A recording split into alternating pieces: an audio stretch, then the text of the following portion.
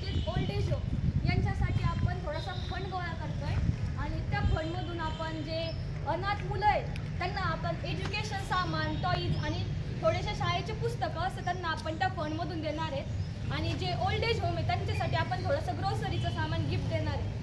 तर यासाठी आपण प्रत्येकाने थोडेसे पैसे देऊन यामध्ये खारीचा वाटा घ्यावा अशी माझी इच्छा आहे. माझी ही आयडिया मी काही दिवसापूर्वीच माझ्या आईला सांगितली होती. तेव्हा मला ही आयडिया आईने सांगितलं की तू दसपुते सरलाच ही आयडिया सांग. तर दसपुते सरनी मला एक परमिशन दिली. परंतु जेव्हा मी आईला सांगितलं की मम्मी मला दसपुते सरनी परमिशन दिली आहे या कामासाठी, तर माझ्या आईचं वाक्य होतं की या कामाची सुरुवात ही आपल्या घरापासूनच व्हायला हवी. आणि माझ्या मम्मीने आणि माझ्या पप्पाने सकाळी सगळ्यात पहिले याच्यात पैसे टाकलेले आहेत. तर मी तुम्हाला सगळ्यांना विनंती करते की आपल्या छोट्याशा मदतीने या लोकांच्या आयुष्याला थोडीशी नवीन दिशा मिळणार आहे किंवा त्यांच्या आयुष्याला आपल्या छोट्याशा मदतीने थोडीशी कलाटणी मिळू शकते. त्यासाठी प्रत्येकाने मला असं वाटतं की यासाठी मदत करायला हवी. त्यासाठी आम्ही हा बॉक्स तयार केलेला आहे. या बॉक्समध्ये तुम्हाला कोणी फोर्स किंवा प्रेशर नाही करणार या बॉक्समध्ये पैसे टाकायला. पण जर तुमची इच्छा असली की आपणही दुसऱ्यांच्या आनंदात सहभागी होऊन जर त्यांना मदत करू शकतो तर तुम्ही नक्कीच या बॉक्समध्ये पैसे टाकू शकता. माझं नाव झिरपे ज्ञानेश्वरी महारुद्र आणि ही आयडिया मला आत्ता मी आबासाहेब काकडे हायस्कूलमध्ये इयत्ता 10वीची विद्यार्थिनी आहे. आणि ही आयडिया मला आत्ता मिळाली मिनिस्ट्री ऑफ एज्युकेशन याद्वारे आयोजित एक एज्युकेशनल एक्सपिरियन्स टूर होती. ती गुजरात येथे आयोजित झालेली होती आणि त्यामध्ये आपल्या महाराष्ट्रातून 2 मुलांची निवड केलेली होती. आणि त्या ठिकाणी आपण आपल्या भारताला विकसित कसं बनवायचं याचं शिक्षण आपल्याला दिलं जाणार होतं. आणि माझी या महाराष्ट्रातून या एज्युकेशनल टूरसाठी निवड झाली होती. तिथंच आम्हाला कळालं की करुणा आणि सेवा खरं काय असतं. Thank you sir.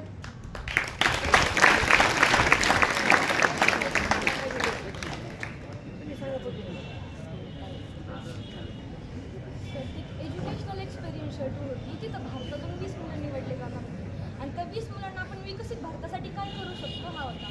आता व्हॅल्यूज होते त्याचं 9 वेगवेगळे व्हॅल्यूज होतं. करुणा आणि सेवा आपल्या प्रत्येकाच्या मनात करुणा ही असती, पण ती आपल्याला कोणत्या मार्गाने व्यक्त करायची किंवा आपण ती कोणत्याद्वारे लोकांना सांगू शकतो. किंवा स्वाभिमान आणि इगो ह्याच्यामध्ये खूप 3 लाईन असते. स्वाभिमान आत्ताच गेले इकडं सर्वांनी लक्ष द्या. आपल्यासमोर उभी असलेली विद्यार्थिनी आहे ही आपल्याच विद्यालयाची इयत्ता 10वीची विद्यार्थिनी आहे. मला वाटतं जवळजवळ बहुतांशी तुम्ही मुलं मुली तिला त्या ठिकाणी ओळखत असाल. तिनं एक स्वतःची ओळख आपल्या विद्यालयात तर केलीच, एक आपल्या विद्यालयाची बुलंद तोफ म्हणून तिच्याकडे पाहिलं जातं. कारण तिचं वक्तृत्व, त्या वक्तृत्वावर असलेली कमांड आणि तिनं त्यात स्वतःला केलेलं डेव्हलप याच गुणाच्या बळावर तुम्हाला आता कदाचित माहीत असेल नसेल पण एक 15-20 दिवसापूर्वी गुजरात राज्यामध्ये देशाचे पंतप्रधान माननीय नरेंद्रजी मोदी यांच्या संकल्पनेतून त्या ठिकाणी तिनं आत्ता सांगितलं की सेवा आणि करुणा आपल्या मनामध्ये जी असते ही आपण त्या ठिकाणी कशी केली पाहिजे. आणि मग यातून ही सेवा आणि करुणा जर आपण सर्वांनी मिळून जर केली तर निश्चितच आपल्या देशाची वाटचाल जी विकसित भारताकडे चालू आहे, विकसनशील देशाकडे चालू आहे, याच्यामध्ये अजून भर पडेल आणि लवकरात लवकर आपल्या देशाचं ते टार्गेट, ते ध्येय त्या ठिकाणी पूर्ण होईल. आणि म्हणून एक शैक्षणिक सहल गुजरात राज्यामध्ये त्या ठिकाणी शासनाकडून आयोजित केलेली होती. मला अभिमान आहे, आपल्या सर्वांनाच तो अभिमान आहे की ही जी शैक्षणिक सहल झालेली होती या शैक्षणिक सहलीमध्ये त्या ठिकाणी 20 शाळांची आणि 20 राज्यांची त्या ठिकाणी निवड केली होती. तर आपल्या देशामध्ये फक्त आपल्या विद्यालयाचंच नाही, आपल्या आबासाहेब काकडे माध्यमिक आणि उच्च माध्यमिक विद्यालय, त्याचबरोबर शेवगाव तालुका नव्हे तर अहमदनगर जिल्हा नव्हे तर महाराष्ट्र राज्याचं नेतृत्व आपल्या विद्यालयानं ज्ञानेश्वरीच्या वतीनं त्या ठिकाणी केलेलं आहे.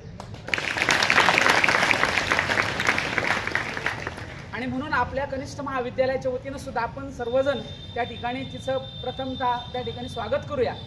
आणि म्हणून त्या ठिकाणी गेल्यानंतर आपल्या विद्यालयाचं मी आत्ता सांगितलं की महाराष्ट्र राज्याचं तिनं ते नेतृत्व केलेलं आणि तिथून त्यांना त्या ठिकाणी विकसित भारताकडे कसं जायचं या संदर्भात बऱ्याच गोष्टीचं त्या ठिकाणी किती दिवस होती कार्यशाळा? 10 दिवस ती गुजरातमध्ये त्या ठिकाणी ती कार्यशाळा चालू होती. तिथं त्यांना 10 दिवस त्या ठिकाणी तिथं प्रशिक्षण, तिथल्या बऱ्याच गोष्टी त्या ठिकाणी दाखवल्या गेल्या आणि त्याच थीममधून आपण सुद्धा या विकसित भारतामध्ये त्या ठिकाणी वाटा उचलावा.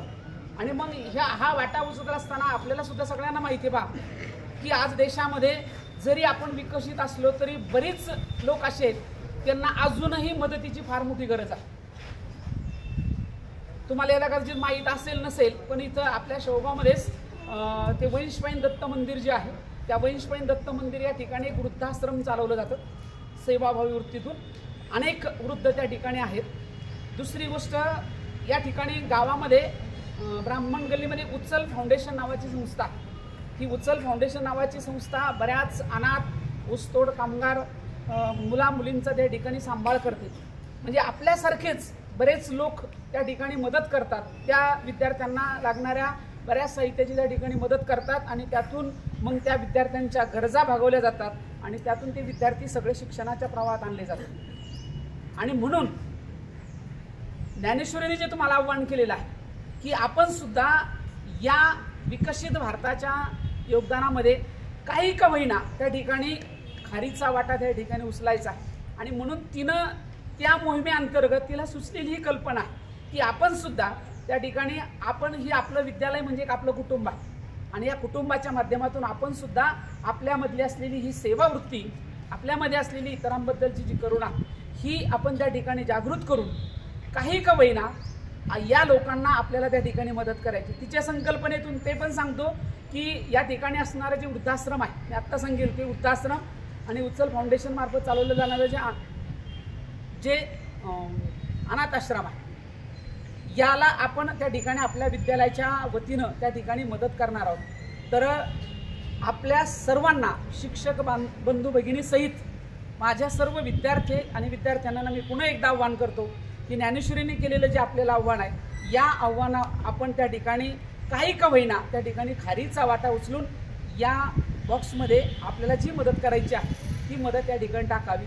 याच्याबद्दल कोणालाही कोणत्याही प्रकारची सक्ती नाही. तुमच्या स्वइच्छेने तुम्हाला या संकल्पनेमध्ये सहभागी व्हायचं असेल तर आपण सर्वजण त्या ठिकाणी याच्यामध्ये मदत टाकू शकता. आता तुम्ही वर्गात गेल्यानंतर ती प्रत्येक एका वर्गात त्या ठिकाणी येणार आहे, तर आपण त्या वर्गामध्ये त्या ठिकाणी आपली मदत जी टाकायची असेल ते टाकावी. तेवढंच बोलतो. धन्यवाद. आणखीन एक सांगायचं की आपल्या शहरामध्ये वृद्धाश्रम आहे ही अजिबात खंताची बातमी नाही. कारण जेव्हा आपल्याला अनुभव येतो तेव्हा आपल्याला कळतं.